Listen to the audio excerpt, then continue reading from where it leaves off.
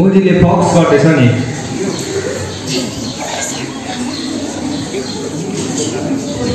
तुरन्त बाले हेर न यस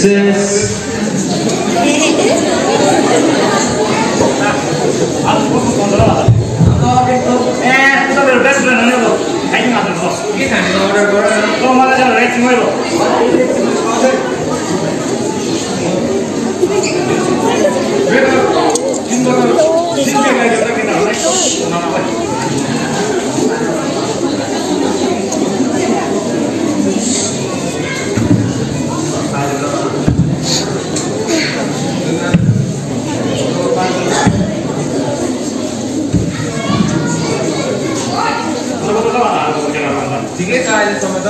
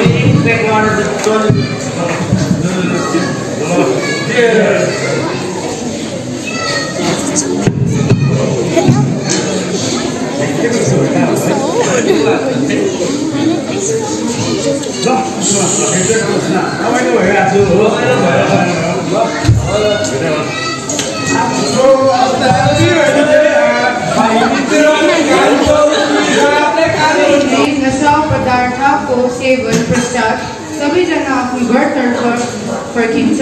सिन 2 आफ्नो प्रेमिकासँग रेस्टुरेन्ट 10 मा गयो। सो दामी है, तिमीले लुगा किन्छौ? तिमी नसुर्ताउ न, भइहाल्छ।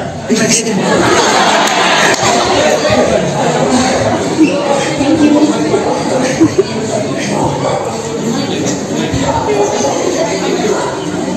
ल मलाई पुरा भोक लागेको छ, के खानु अर्डर गरिहाल्नु छिटो।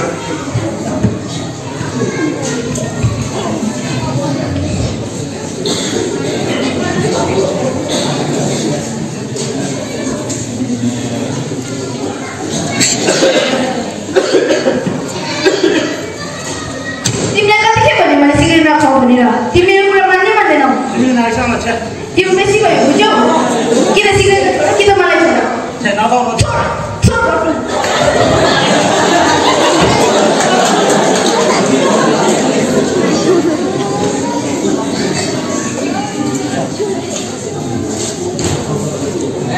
के भयो?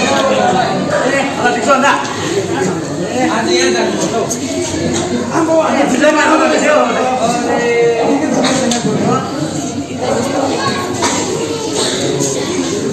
के भयो? ये कमेन्ट राखिसक्यो। ए कतै सिलेक्ट छैन। खुट्टा छ भने जुत्ता जति पाउँछ यो। अब त्यो मन परेको जुत्ता जुत्ता नि के गर्नु अब?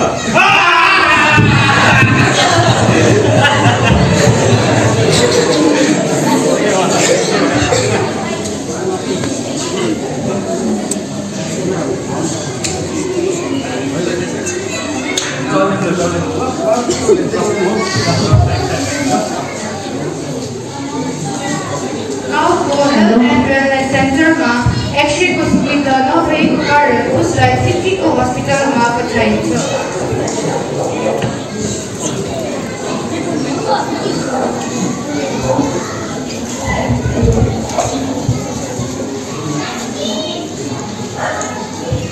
डाक्टर नयाँ रिपोर्ट आइरहेको छ, हेर्नुहोस् त।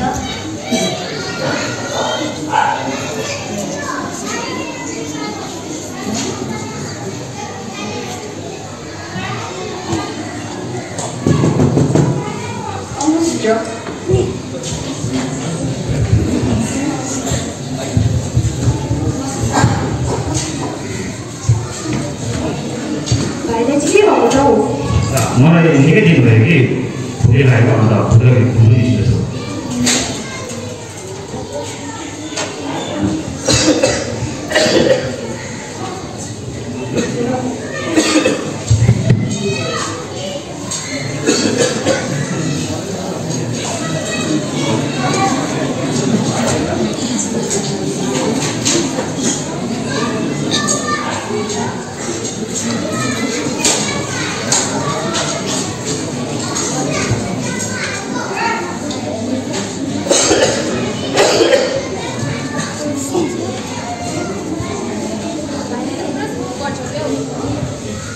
दिनमा एक भेट नर्सको एक्सरे गरिरहेको उसको आँखा मात्रै थाहा पाउँछ उसको खासमा के रहेछ।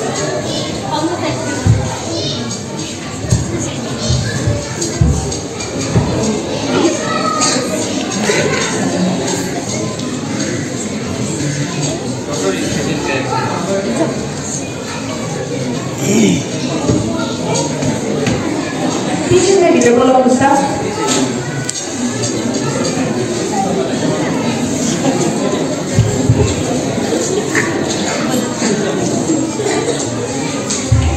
भाइको रिपोर्ट हेर्दा त निकै गम्भीर रहेछ। सिधै भन्नुपर्दाखेरि भाइले लङ क्यान्सर भएको रहेछ।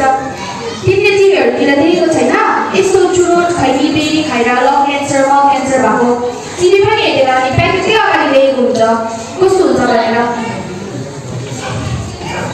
नर्स रिपोर्ट हेऱ्यौ त?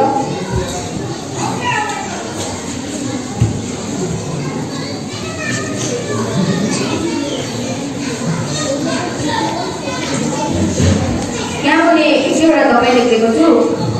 दबाई चाहिँ समयमा खानु अनि हेल्थको पुरा ख्याल राख्नुहोस्। उसले आफ्नो गर्लफ्रेन्डलाई अरूसँग देख्छ, साथीहरूलाई पनि देख्छ अनि उनीहरूले उसलाई चिन्न छोडिन्छ।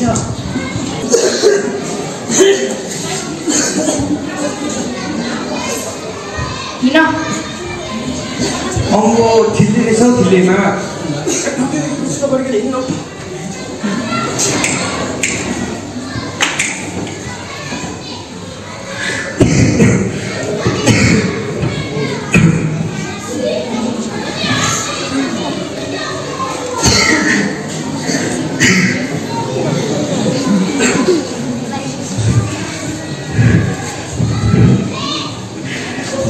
सिगरेट खैनी रक्सीले गर्दा मलाई लङ क्यान्सर भयो।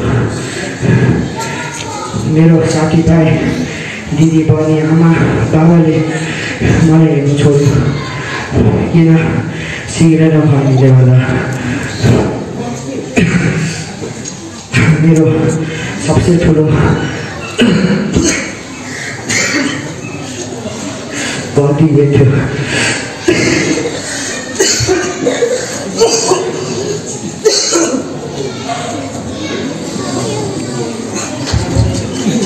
आजको यो नाटकद्वारा हामी यो सङ्केत दर्शाउँछौँ कि चुरोट सुर्ती र गुटका विनाशको कारण बन्न सक्छ। यसले शरीर मात्र होइन परिवार र समाजलाई पनि असर पर्दो रहेछ।